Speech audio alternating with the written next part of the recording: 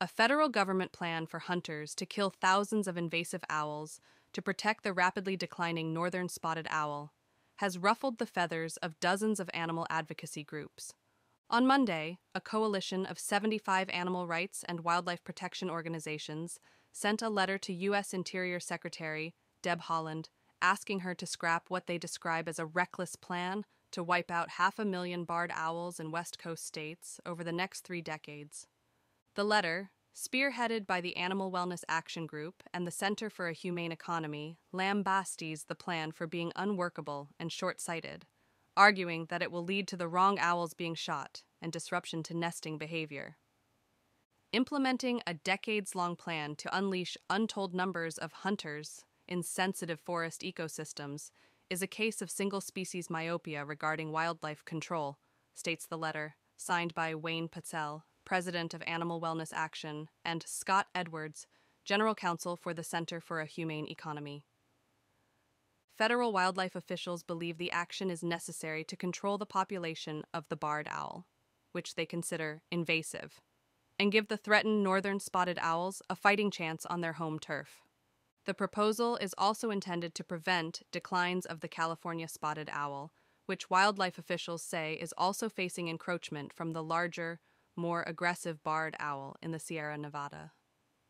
Extirpation of northern spotted owls from major portions of their historical range is likely in the near future without management of barred owls, the U.S. Fish and Wildlife Service wrote in its proposal, citing a recent demographic analysis. Barred owls and northern spotted owls are closely related and can even interbreed. But the barred owls, which originally hailed from the eastern U.S., have been described as its relative's nemesis. The barred owl is more of a generalist, eating a wider array of food and occupying a broader habitat. The northern spotted owl is pickier and smaller. Its range stretches from northwestern California to southwestern British Columbia, including western Oregon and Washington, according to the National Wildlife Foundation. Smithsonian Magazine reports that spotted owl numbers have plummeted by about 75% over the last 2 decades, citing the U.S. Fish and Wildlife Service, while barred owls appear to be thriving.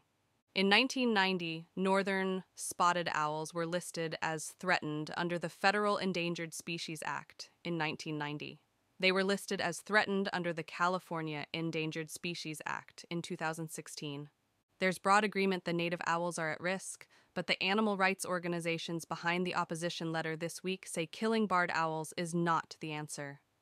Instead, the groups advocate for non-lethal means to protect the spotted owls, including safeguarding their habitat. The plan to kill barred owls is a colossally reckless action. It should be sidelined with all deliberate speed and non-lethal management actions to protect spotted owls, and their habitats should be made the priority actions. Not all wildlife protection groups agree, however. Tom Wheeler, Executive Director of the Environmental Protection Information Center, called the letter criticizing the proposal to beat back barred owls factually misleading and divorced from what's actually being proposed. The letter reports that there will be mistaken identity kills, potentially of the spotted owls they seek to protect, but Wheeler said the proposal outlines a strategy to avoid this. Those opposing the plan also decry lead poisoning that could result from the shot used by hunters. According to Wheeler, the plan calls for the owl carcasses to be removed from the area where they're shot. California has banned hunting with lead ammunition. The proposal, which remains a draft, would not result in the immediate slaughter of barred owls. Instead, it would remove the permitting burden for others to remove the birds, Wheeler said. Public land managers, such as the Federal Fish and Wildlife Service and Forest Service, as well as private landowners, will be able to more expeditiously engage in this activity, he said. Wheeler said he recognized the issue was morally fraught, but doesn't feel there's an alternative. If nothing is done to control the barred owls, he believes the northern spotted owl will go extinct in his lifetime. His organization wants federal wildlife officials to take even more aggressive steps to stop the forward march of the invasive owls. We have a functional choice, which is the extinction of one species, or we could have both species continue to exist on the landscape, he said.